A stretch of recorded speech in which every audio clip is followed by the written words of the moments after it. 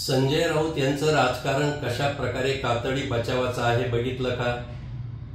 दैनिक सामनामध्ये एखादी ग्रामपंचायत जरी त्यांना मिळाली त्यावर ते अग्रलेख संपादकीय लिहितात, पण आज देशाचे पंतप्रधान नरेंद्रजी मोदी असो किंवा गृहमंत्री अमित भाई शाह असो यांच्यावर उठसूट लिखाण करणारे, द्वेषातून सत्ताधाऱ्याकडे बघणारे संजय राऊत, मला असं वाटलं होतं की आज त्यांच्या दैनिक सामनामध्ये बेस्ट पतपडीचा निकाल जिथं भोपळा त्यांना मिळालाय त्याच्यावर किमान आत्मपरीक्षण करणारा लेख लिहितील, पण स्वतः जेव्हा देशात संपादक म्हणून वावरतो या संपादक महाशयांनी बेस्ट निवडणुकीची एक कॉलम बातमी देखील ना दैनिकाच्या पान 1 वर, ना 2 वर, ना शेवटच्या पानावर